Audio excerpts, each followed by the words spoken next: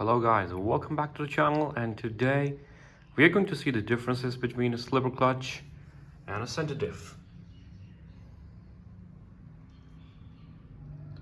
So let's begin. Alright, so let's start off with the center differential. So a center differential is similar to the differential that is in the front and rear of your RC car. The purpose of the center differential is to provide equal power to the front and rear differentials. However, in some cases, when the front or rear of the truck is stuck, the center differential will automatically provide the power to the free side. Okay, either it's the front one or the rear one. And the center differential is also capable of providing power to one wheel if all three wheels are stuck. Okay, so this is the advantage of center differential, that you can provide distributed power or even provide the whole power to one side. Another advantage of the center differential is that you can use different types of oil in it. So sometimes you can use a heavier oil, a thicker oil, to lock up the center differential so that most of the time the power is distributed equally towards the front and rear diffs. However, in some cases when the rear diff is totally locked up, the center differential will provide power towards the front differential. Lastly, the center differential can also be totally locked by using a differential spool. I will show up a picture here of a differential spool that is already been locked up in my other RC car. So this is what a center differential looks like, and this is the purpose of a center differential. Now let's move on to slipper clutch. Alright guys, so now that the center differential is done, let's move on to the slipper clutch. So this is how a basic slipper clutch looks like. Now just like a center differential, in a slipper clutch the power is distributed equally towards the rear and front differential.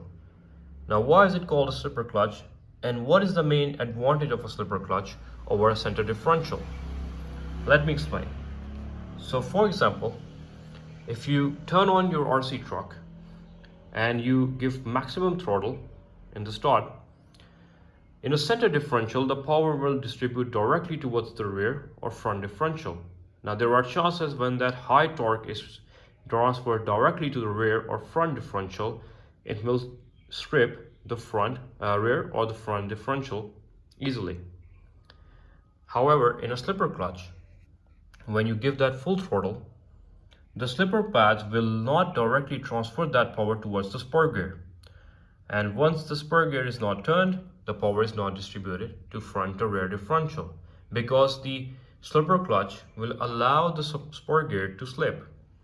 Once that power is transferred gradually, then the power is transferred to front or rear differential, and that will save your differentials from stripping, either the front one or the rear one. You can change that by providing maximum compression to the slipper pad through this nut. If you tighten the slipper nut fully, it will automatically lock the slipper clutch, or you can say it will 90% lock the slipper clutch.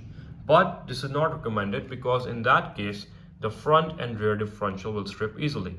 If you keep a normal compression, this will allow the slipper pads to slip the spur gear, saving your front and rear differential. Now let's look at the three major disadvantages of a slipper clutch over a center differential. So the first disadvantage of a slipper clutch over a center differential is that there is no distributed power towards the front or rear differential like in a center differential. Why is that so?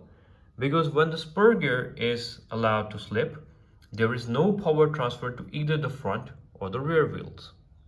Now the second disadvantage of a slipper clutch is that you need to do regular maintenance on a slipper clutch, because these slipper pads are needed to be changed after every 5 or 6 months, depending on how often you use your RC truck. The last disadvantage of a slipper clutch is that it has no tuning option like in a center differential by changing the oils using a thicker or thinner oil. Here you cannot do that because there is no option to add oil.